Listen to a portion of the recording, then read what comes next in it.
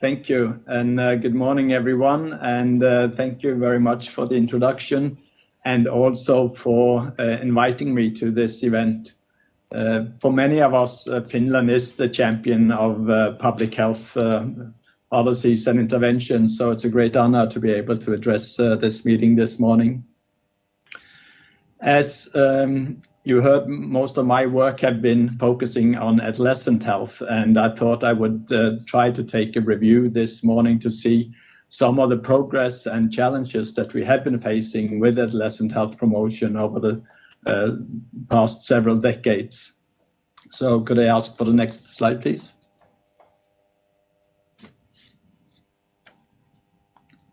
Or should I? Yes.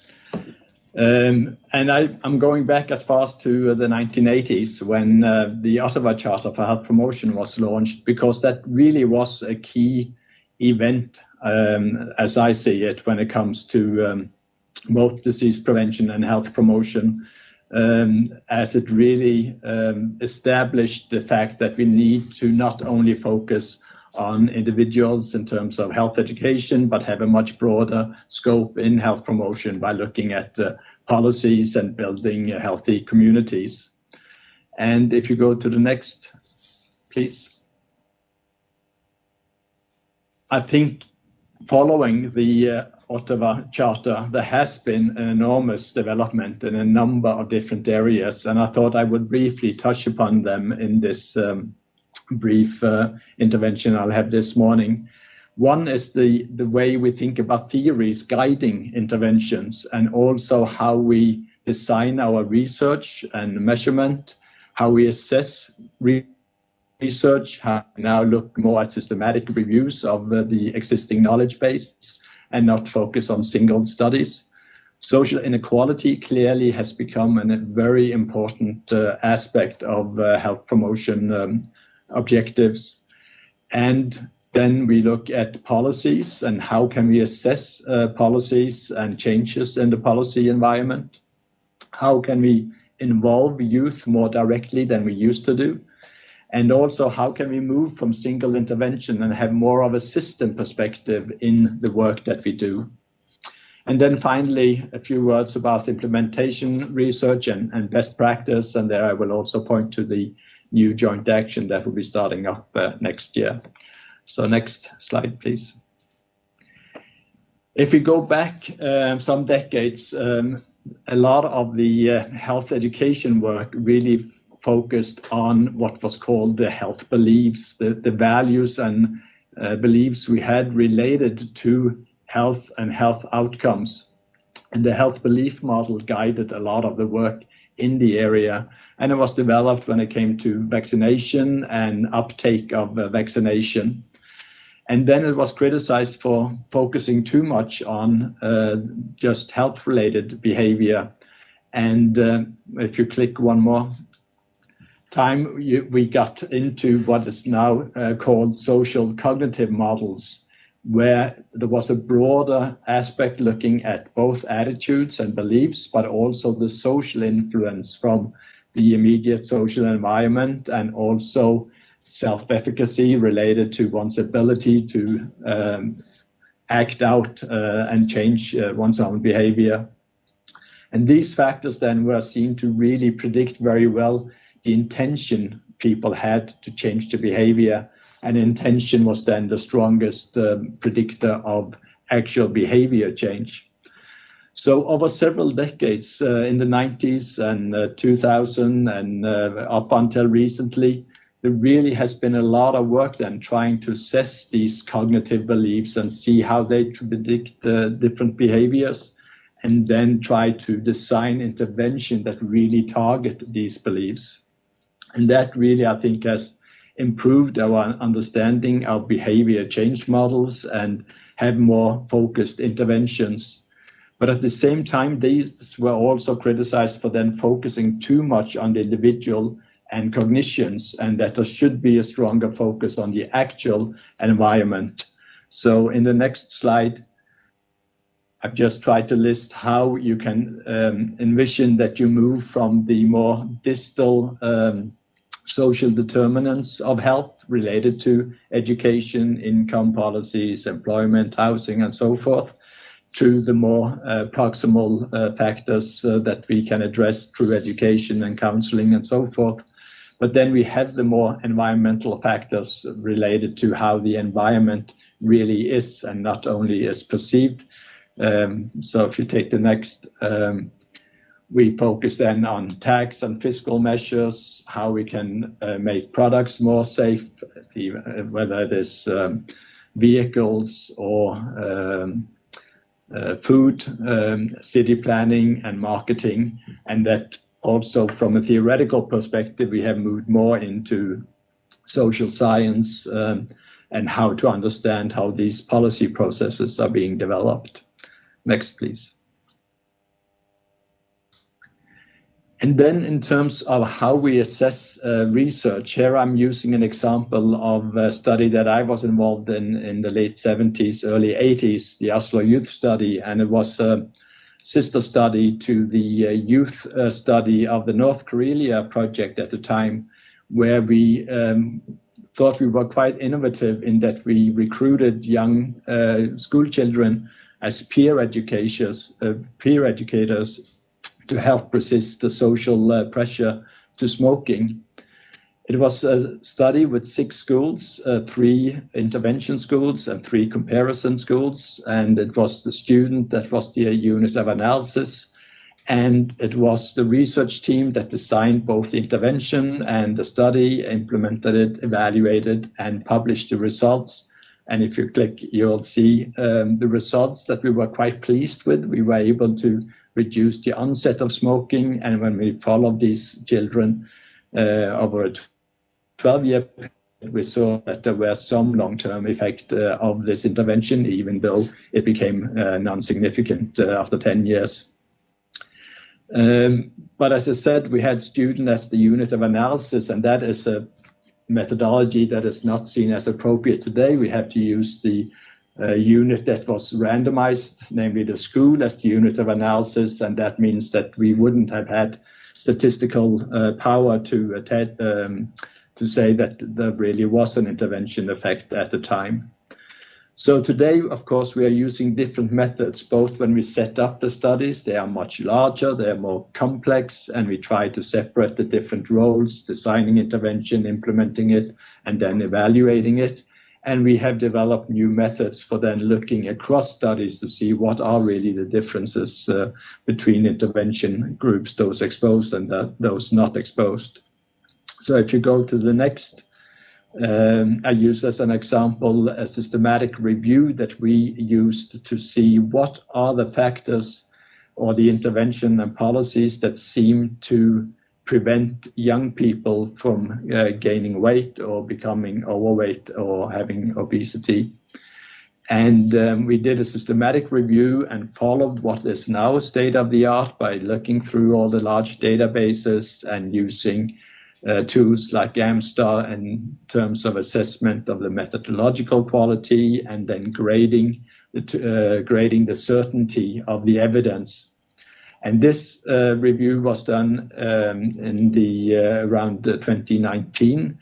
And at that time, we had about 30 or 40 years of research within this field. So there should be a lot of research to sum up and be able to assess the evidence. But as you will see from the next slide, when we did this exercise, we saw that overall there were weak to very weak evidence, that is low certainty of evidence when we use these AmStar and grading systems. The one area where we found some evidence was that related to sugar-sweetened beverages and of school policies. And you see the figure to the right, all the different levels where we could have intervened or where there has been research, but it is in just this quite limited area there actually are some evidence for effects. We also concluded that there were lack of evidence of the impact of population level structured interventions of adolescents, lack of evidence related to social inequality, and also lack of evidence related to involvement of adolescents in this type of research. So we're not saying that there was evidence that it didn't work. It's just that there is lack of evidence because there are few studies, and also those studies that have been implemented were seen to have low quality. So it's a very different way we're assessing the work now than what it used to be. If you go to the next, we then set up this model where we can look at what are the societal level interventions or policies and what are more at the personal level. And if you click one more, we see that in order to have a population impact, there's quite strong evidence that you need to move to the left in this picture and focus more on societal level with the structural drivers. These are the interventions that will have a broad population impact. But in the next, we try to sum up, what we think is the current evidence base, that it really is tilted towards more individual level factors where you use education, cognitive models, focus on individuals, and it's easier to set up studies, implement studies, receive funding for that kind of studies. And we see that a lot of these studies have good effects, but that they tend not to last the effects very long because the interventions are not supported by what's going on in the broader society. And also, if you click one more, we see that they tend to run the risk of widening inequality in health rather than contribute to reduce inequality. And that has to do with the fact that these kind of intervention often require that you are motivated, that health is an important factor for you, and that you have the necessary resources to really act out on the intervention, follow them up. So if you go to the next, I thought I'd use some examples of this Co-Create project that we have been running, and it just ended last month, a 5-year horizon project, where we had as a goal to focus on policy changes to support healthy eating and physical activity among adolescents, and then to monitor and benchmark and evaluate policies that are being implemented in European countries, and then also to collaborate with adolescents to really try to have meaningful interaction with young people in order to prevent overweight and also reduce inequality in health. Next, please. So we set up this quite simple model saying that if you have policies in place, these policies might impact young people's energy balance related behavior, so nutrition, eating behaviors, and physical activity. And if we're able to have an impact on those behaviors, that in the long run will also have an impact on weight status. And then looking at Europe, we have these pan-European studies that the WHO is helping to implement, the health behavior in school children, and also the COSI, the Childhood Obesity Surveillance Initiative, where data are being collected on the risk behaviors and also in HBSC on self-reported height and weight, while in COSI it is, as many of you know, measured height and weight. So in that end, we had quite good data in Europe, and most European countries participate in these studies, and they've been going on for quite some time. But on the policy end, we have less systematic information. And that was something that we set out then to try to fill in and see what are relevant policies for adolescents in place in Europe. And we've been working then with the World Cancer Research Fund International to further develop their so-called nourishing framework, and also that assess nutrition-related policies, and also develop a similar or parallel database on fiscal activity policies called Moving. So next, please. So briefly, the Nourishing framework really tried to group different policies into 10 different areas, and standing for nutrition label standards, regulation on the use of claims, and implied claims on food, and so forth. And addressing then both the food environment, the food system, and also behavior change communication. So we set out then to contact all the 30 European countries, the EU, and also Norway and Iceland were involved in this, to see what are the policies that actually are in place. And if you go to the next, we then summarized and also tried to set up some criteria for what was seen as a successful or good policy in the different areas. So then we were able to sum up across all the 30 European countries. And we found, for example, as you will see in the middle panel here, that there is one that is seen as red, poor.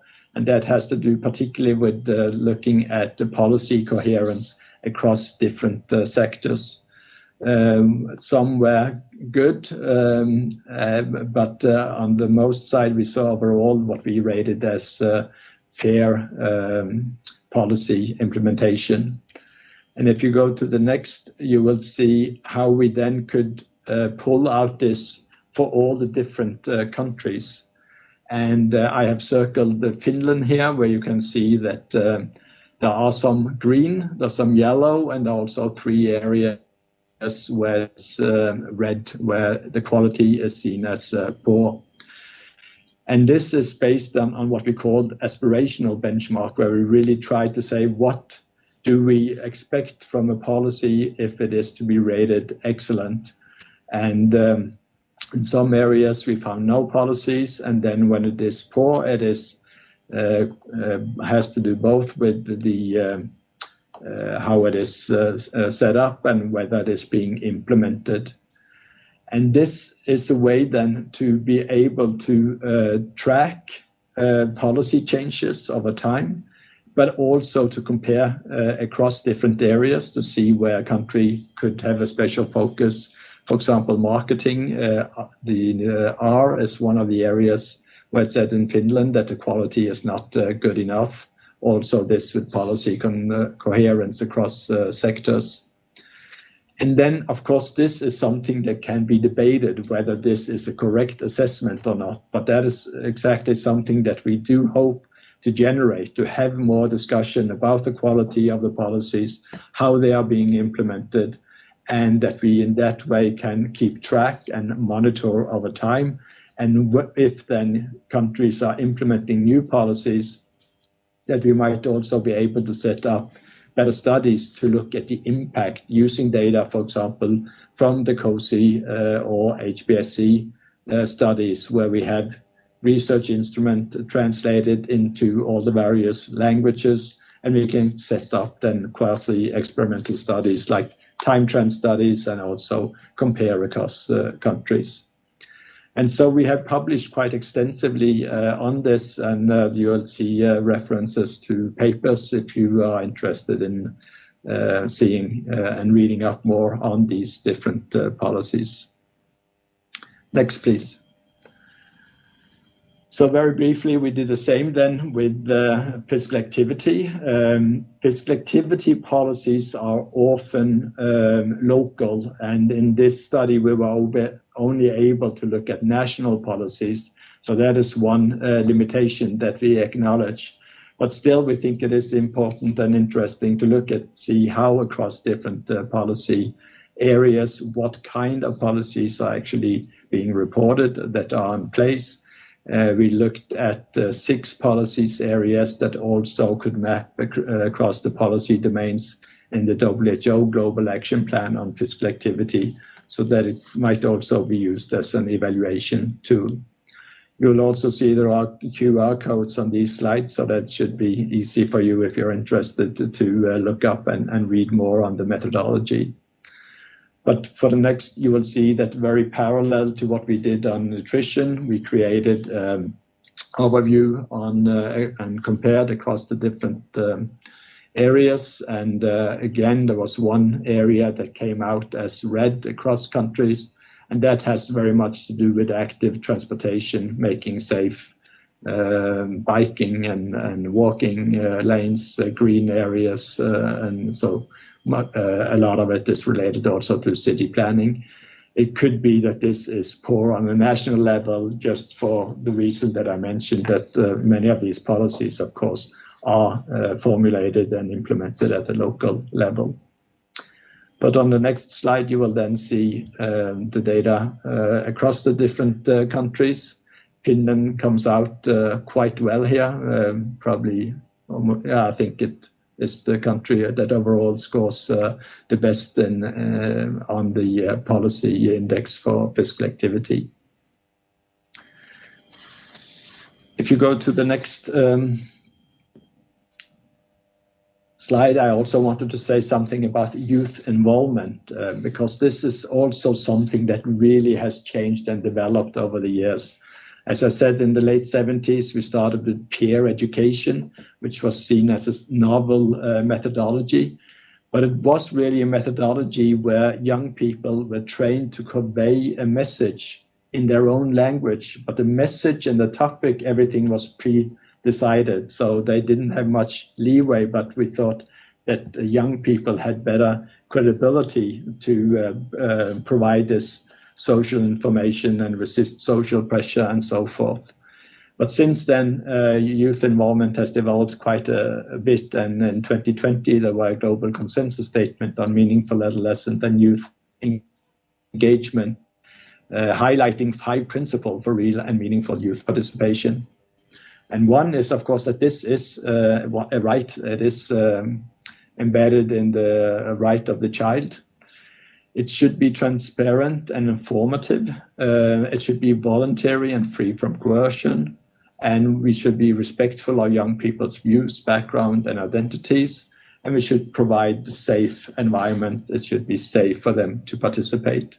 And this is something we try to implement then within the Co-Create project, where we, across 5 countries, recruited a fairly large number of young people and had various activities and also conferences. In this project, we had a national youth organization in Norway called Press, which is the youth organization of Save the Children in Norway. And they, early in the project, organized a big international conference called Youth Matter, where they, as young people, really educated those of us who were researchers from the various partner institutions about what they saw as meaningful youth participation. And if you go to the next, we then worked very closely with youth, and we also had ethicists on the board to look at ethical issues that are involved when we do work with young people. And we published some of the learnings that we had from working with adolescents, and we focused here on the age group 16 to 18, because in most countries they were able to consent themselves without parental involvement, which we thought would be important. And again, this with voluntary participation is so important. Protect from obesity, stigma, respect for the young people's time, data privacy and confidentiality, power balance, and equal opportunities to participate were seen as very important. There is also an issue here of what topics are young people being invited to participate in. And ideally, they should be able to say which topics are important for them, and we should work with them from that starting point. Often when we do research, like in this case, we received funding from the European Commission to do obesity prevention. So of course, then there was a challenge to find ways of making youth youth interested and motivated in working on the issue of obesity. And one way we did this was by what is called the group model building. And this is a way of trying to get their perspective of what are important issues when it comes to eating behavior, physical activity, and related issues such as obesity. And this is a way then to illustrate and make sense of a complex system, visualize different factors that are seen as important, and also visualize their perception about what are causal relationships between factors. And doing this exercise, you come then up with kind of a system map that you will see in the next slide, where we put up all the different factors that young people thought would be important when it came to eating and physical activity. And if you click one more, you'll see that one factor that became very strong across all countries had to do with mental health. And mental health and stress is today recognized as an important factor in obesity prevention.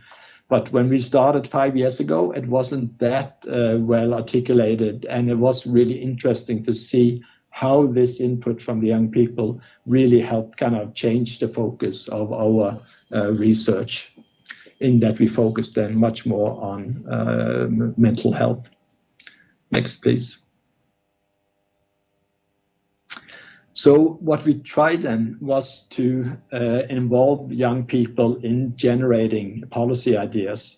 And we used then information about what are the policies that are being implemented in Europe today from the databases.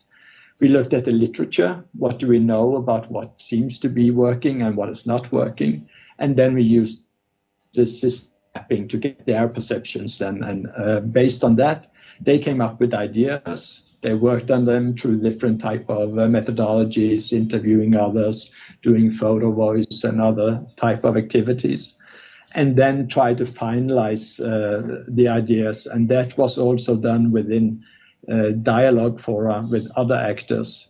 So if you go to the next, you'll see that we set up what we call Dialogue Forum, which is a structured meeting place where the youth lead the activity, but it is a way for them then to engage with other policymakers, business representatives, and other actors from non-governmental organizations and so forth. And if you take the next, the purpose here really is in a safe space to come up with the ideas. Everyone is equal in terms of their bringing important knowledge to the table.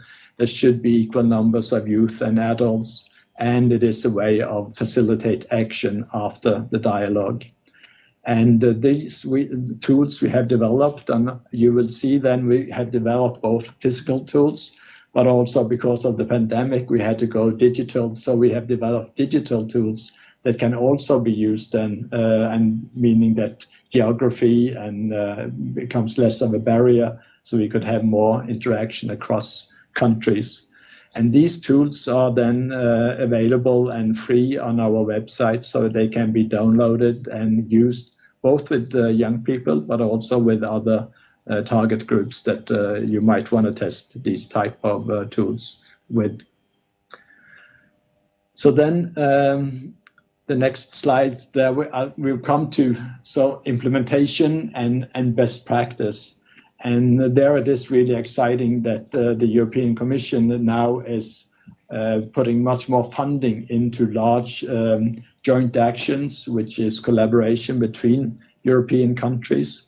This one is on preventing cancer and other non-communicable diseases. And it really has a life course perspective where working with young people again becomes very important, but also with children and parents, and of course adults in the workforce and also the elderly. The purpose is to reduce the burden of cancer and other NCDs, but also to have more coordinated action in this area. So scaling up things that are seen as positive and what we defined as best practice, and also contribute to establishing more best practice policies and interventions. So this will start already early in January next year, and it involves 25 countries in Europe.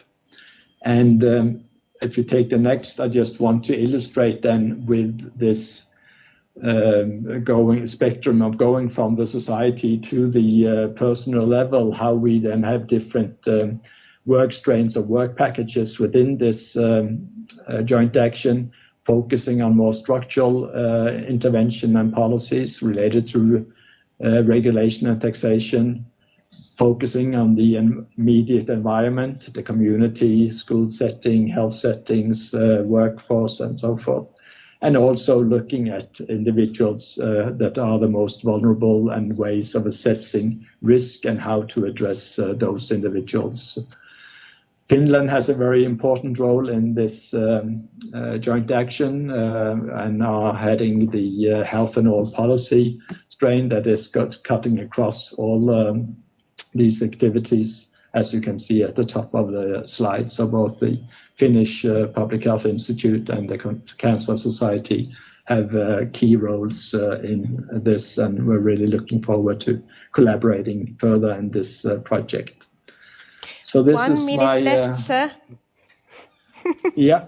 So then, and here we are with the conclusion. What I think really is the challenge ahead is to continue to develop methodology and apply it for how to involve young people in a meaningful way, but also to be able to involve other population groups, including minority groups and socioeconomically disadvantaged groups. And then the other big challenge, of course, is how can we identify best practice and build support for and scale up public health policy measures with a broad population impact, having the GRADE and the other systems of assessing policies, but also looking to see how we can use other designs in order to assess impact. So with that, I want to say thank you for your attention. Thanks.